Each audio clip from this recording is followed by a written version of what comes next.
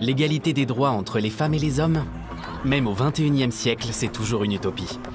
La lutte pour les droits des femmes semble sans fin, comme si le patriarcat était une loi naturelle, comme si les femmes devaient se rebeller depuis la nuit des temps contre le travail domestique non rémunéré, l'exclusion du pouvoir et la violence. C'est ce que nous raconte notre vision de l'histoire. Mais est-ce bien vrai? Les femmes et les hommes n'ont-ils jamais été égaux?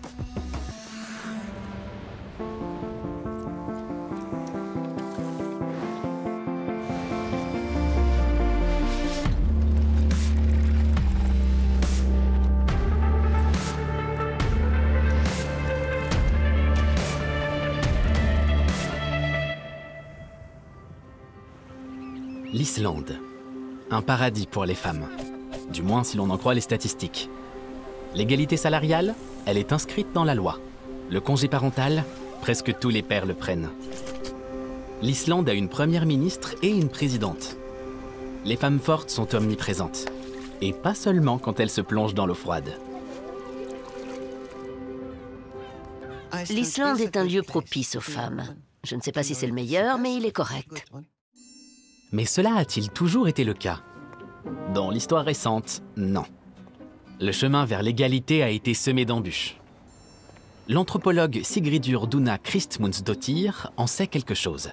En 1983, elle a cofondé le premier parti féministe d'Islande. L'une de ses principales revendications? L'égalité au travail. À l'époque, les femmes gagnaient à peine 60% du salaire de leurs collègues masculins. Les esprits ont commencé à s'échauffer. J'ai souvent comparé ça à une éruption volcanique. Les femmes sont frustrées, on ne les écoute pas, et ça finit par exploser. Face à cette inégalité, la colère éclate lors d'une grève qui entre dans l'histoire le 24 octobre 1975. Kvenna Fridaurinn, littéralement le jour de vacances des femmes. Elles sont 90% à refuser de travailler, quelle que soit l'activité.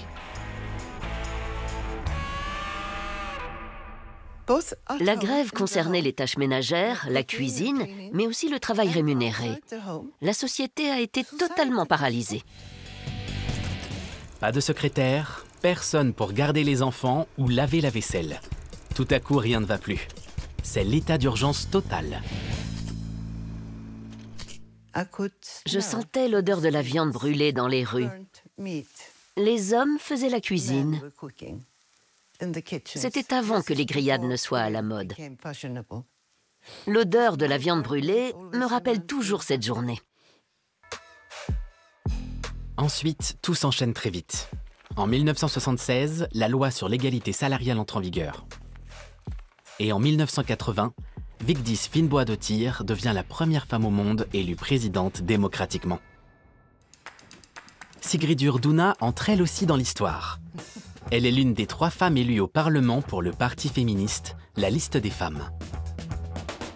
Ça a révolutionné la politique islandaise. Ça a été très difficile, mais aussi merveilleux. Les Islandaises ont dû se battre pour obtenir l'égalité des droits. Pourtant, on considère ce pays comme celui des fières guerrières vikings. Est-ce que les Islandaises jouissaient autrefois de l'égalité des droits jusqu'à ce que le patriarcat vienne la leur reprendre?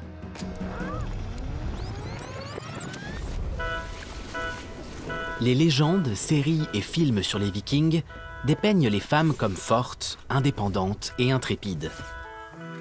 On trouve déjà des traces de cette description dans la saga de Laxdæla, écrite au XIIIe siècle.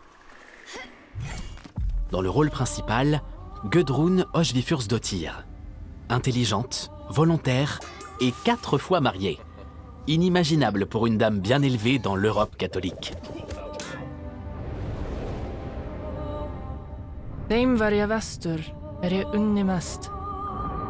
Outre les drames liés à la jalousie et un meurtre passionnel, le plus scandaleux dans cette histoire est peut-être le fait que Gudrun divorce de l'un de ses maris. On ne sait pas si ces histoires sont vraies, mais la plupart des gens pensent qu'elles le sont, ou du moins qu'elles reflètent en partie la réalité.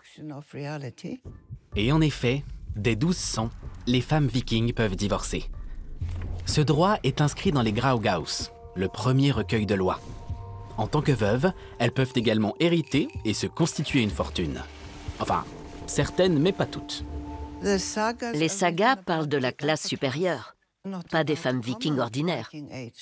Et n'oublions pas qu'il y avait aussi des esclaves en Islande. Même les femmes les plus aisées n'ont aucun pouvoir politique. Elles n'ont pas voix au chapitre au Ting, l'Assemblée populaire. En revanche, elles étaient en lien avec des hommes puissants.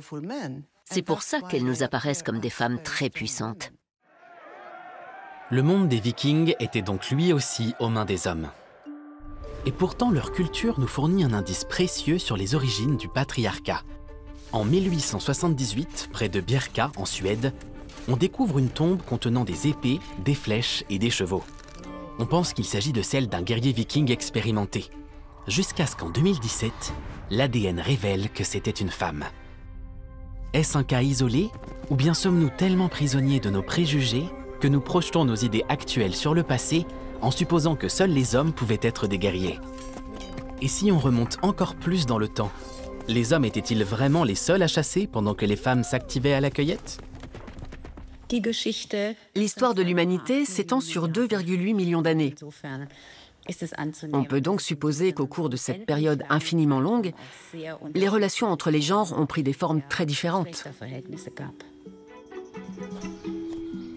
La spécialité de l'archéologue Brigitte Röder, la recherche préhistorique sur les genres. Il y a encore quelques années, on ne se posait pas de questions. On partait simplement du principe que toutes les sociétés étaient organisées de manière patriarcale, point final. Heureusement, à un moment donné, on a commencé à douter et on s'est lancé en quête d'indices. À l'époque, l'écriture n'existait pas. Alors c'est sous terre qu'il a fallu regarder. On est allé voir si on trouvait des différences entre les pratiques funéraires dans les tombes des hommes et dans celles des femmes. Les tombes somptueuses de l'âge du fer renferment de véritables trésors. Vaisselle de banquet, bijoux, chars, armes. Leurs occupants étaient riches et importants. Et c'était apparemment valable pour les femmes, car elles aussi reposaient dans ce genre de tombe, et pas seulement pour jouer les faire-valoir. Mais l'égalité dans la mort signifie-t-elle l'égalité dans la vie? Peut-être. C'est en tout cas ce que suggèrent d'autres découvertes. Çatalhöyük, dans l'actuelle Anatolie du Sud, est l'une des plus anciennes cités connues. Vieux de 9000 ans, le site a été mis au jour dans les années 60. Ces fouilles ont permis de faire des trouvailles étonnantes. On s'est rendu compte que les hommes et les femmes passaient à peu près autant de temps à l'intérieur qu'à l'extérieur. Les résidus présents dans les poumons le prouvent. Même la différence de taille entre les hommes et les femmes était minime. La journaliste scientifique Angela Saini s'est rendue sur ce site dans le cadre de ses recherches pour son livre The Patriarchs, les patriarches.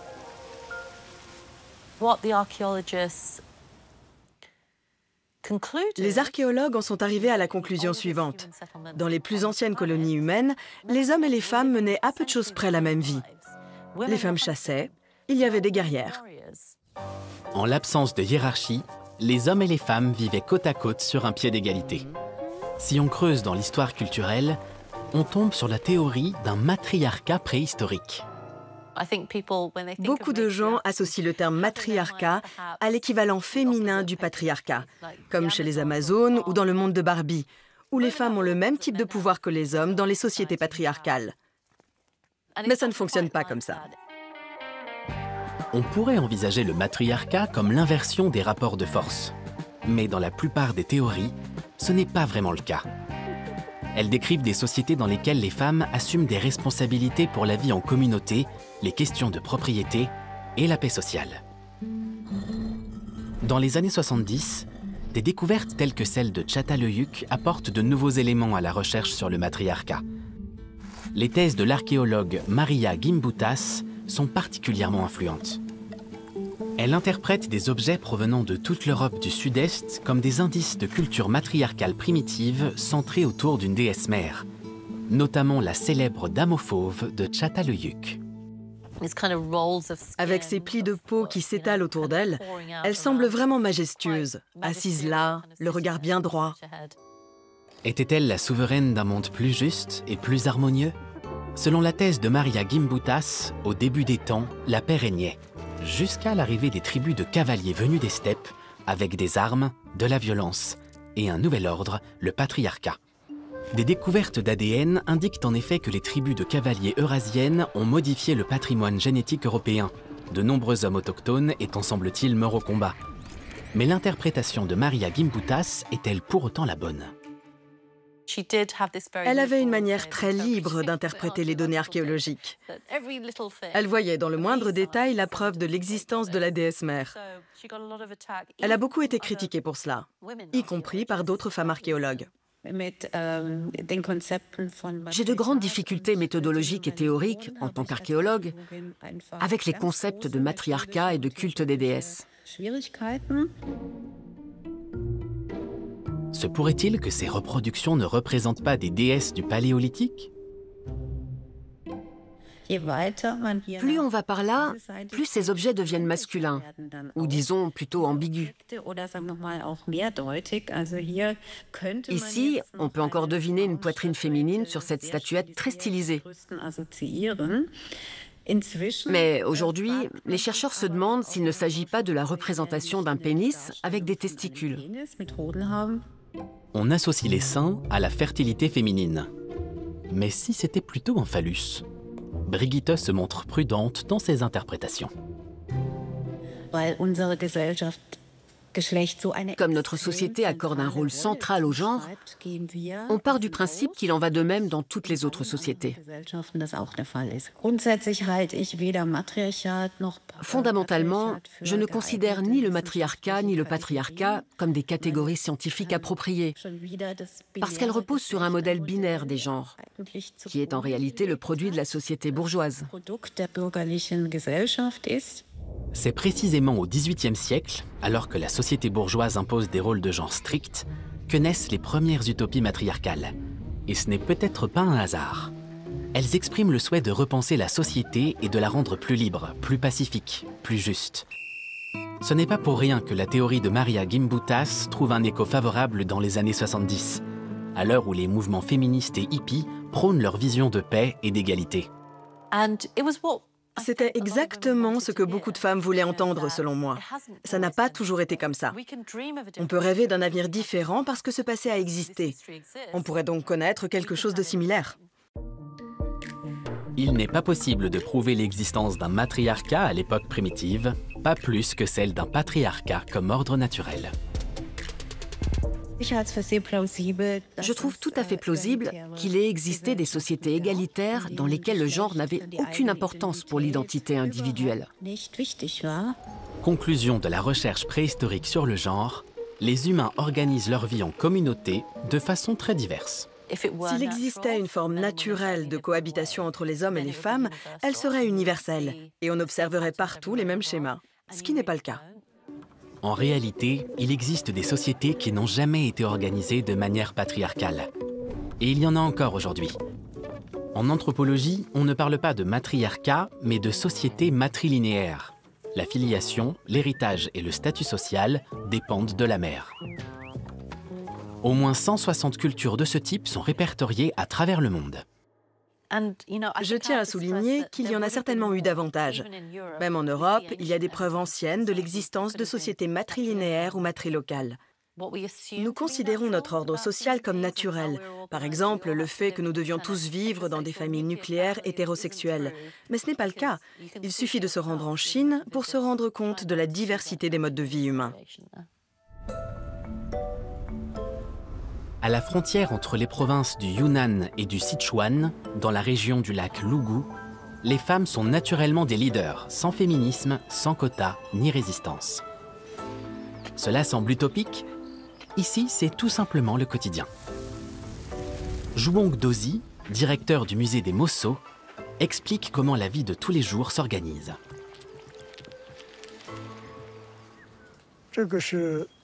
Voici la grand-mère la plus âgée. Et voici sa fille.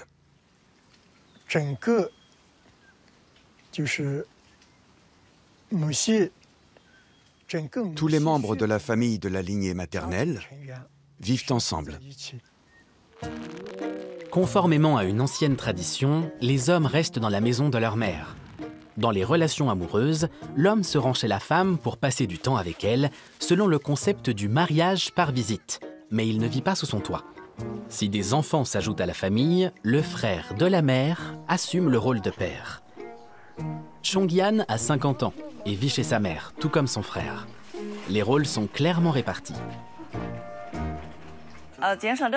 Si les hommes sont un peu doués de leurs mains, ils travaillent par exemple comme maçons ou dans un autre corps de métier. Mais ici, ce ne sont pas les hommes qui prennent les décisions importantes. Les femmes de la famille s'occupent principalement des finances et gèrent toutes les affaires. Elles doivent vraiment tout faire. Elles ont sûrement plus de difficultés que les hommes. Elles s'occupent de toutes les tâches quotidiennes. Finances, maison et héritage, ici le pouvoir économique revient aux femmes. Le groupe ethnique des Mosso compte environ 30 000 membres. Un nombre infime par rapport à la majorité des Chinois Han. Comment leur culture si particulière a-t-elle pu se développer? On pense que la grande famille matrilinéaire des Mosso s'est formée au cours des migrations. Du 7e au 10e siècle, les ancêtres des Mosso ont fui les plaines du sud-ouest de la Chine pour échapper à la guerre et au contrôle de l'empereur. Ils se sont installés dans la région montagneuse reculée du lac Lugu. Loin du centre du pouvoir politique, les femmes ont pris la responsabilité des biens, de la vie en communauté et de la famille. À mon avis, le modèle familial des Mosso est le plus stable qui soit. Comme tous les membres sont apparentés, il n'y a quasiment pas de conflit ni de tension.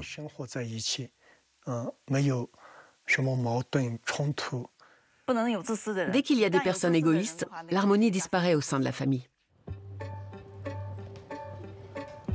Des conditions stables, avec des femmes comme maîtresses de maison. Mais si ces formes de société fonctionnent, pourquoi sont-elles si rares? Pourquoi le patriarcat s'est-il imposé?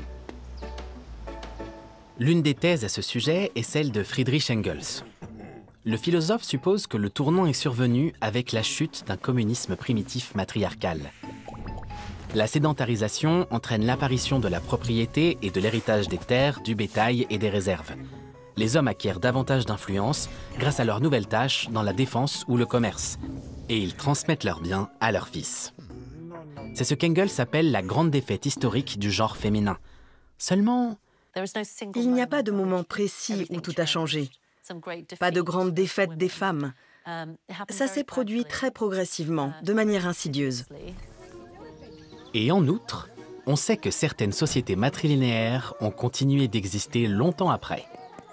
Une autre évolution a eu un impact beaucoup plus profond sur l'organisation des sociétés. Ça s'est passé environ 5000 ans avant notre ère, en Mésopotamie. L'émergence du patriarcat survient avec l'apparition des premiers États.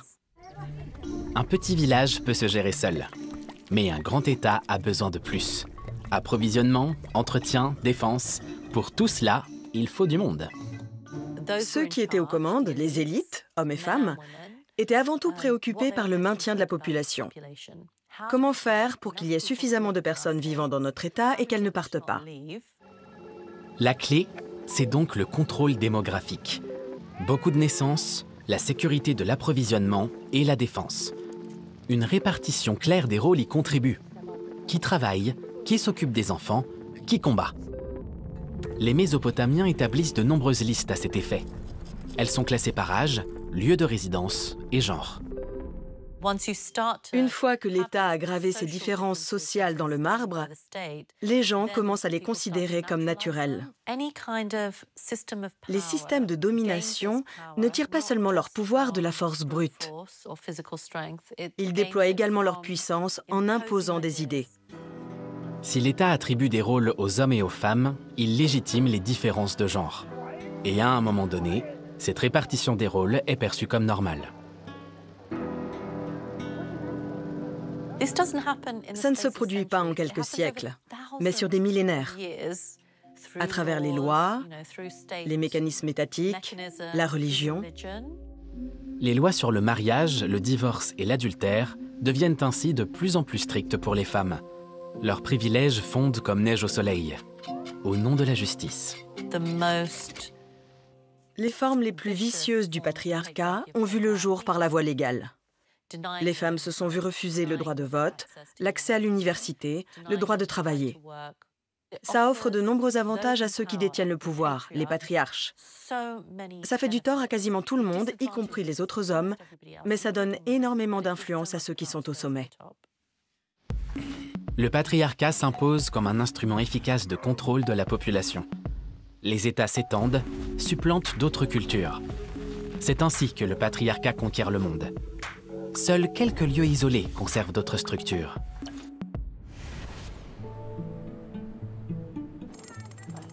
Des lieux qui doivent sans cesse lutter pour leur existence. Sous Mao, la matrilinéarité des Mosso est considérée comme arriérée. Le mariage formel leur est imposé. Ce n'est que dans les années 80 qu'une partie de la tradition peut se rétablir. Malgré tout, aujourd'hui, les jeunes Mosso s'installent dans d'autres régions et adoptent une vie moderne. Comme Chongyan. Contrairement à la tradition Mosso, elle s'est mariée. Après son divorce, elle est retournée vivre chez sa mère. Elle observe désormais comment le tourisme transforme la région. Les relations familiales traditionnelles chez les Mosso sont aujourd'hui un peu diluées. L'importance de l'argent augmente, alors que celle des relations humaines diminue. Certains confondent le mariage de visite des Mosso avec la liberté sexuelle, ce qui attire ce type de tourisme. Dans les bars, des prostituées venues d'autres régions de Chine paradent en costume traditionnel Mosso. D'autres encore considèrent cette culture comme une domination féminine. Ce qui est magnifique chez les Mosso en Chine, c'est qu'ils montrent qu'il n'y a pas qu'une seule façon de construire le monde. On peut le faire de nombreuses façons différentes. Chaque société a sa propre dynamique, et l'égalité ne commence pas toujours par la contestation. L'idée que les femmes et les hommes s'opposent d'une manière ou d'une autre, peu importe qui détient le pouvoir, est le produit du pouvoir patriarcal lui-même. C'est peut-être là le ressort le plus efficace du patriarcat. Nous monter les uns contre les autres, et nous faire oublier que les sociétés peuvent changer. L'égalité était possible, et elle l'est encore aujourd'hui. L'Islande a montré la voie. Mais ici aussi, des problèmes tels que la violence domestique et la misogynie persistent. Pour Sigridur Duna, il n'est pas question de se reposer sur ses lauriers. Des lieux comme le Loeberg le rappellent. C'est ici que s'est réuni le premier parlement du monde en 930, sans aucune femme. Je me dis souvent que le vent qui souffle ici est le même aujourd'hui qu'à l'époque.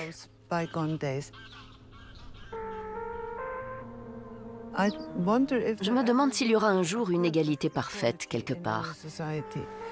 Peut-être n'est-ce qu'un mythe. Quoi qu'il en soit, il reste encore beaucoup à faire. Les débats sur le patriarcat et le matriarcat sont souvent plus révélateurs de nos préoccupations actuelles que du passé lui-même. Avons-nous besoin de prouver qu'il existait un passé égalitaire pour imaginer un futur égalitaire ?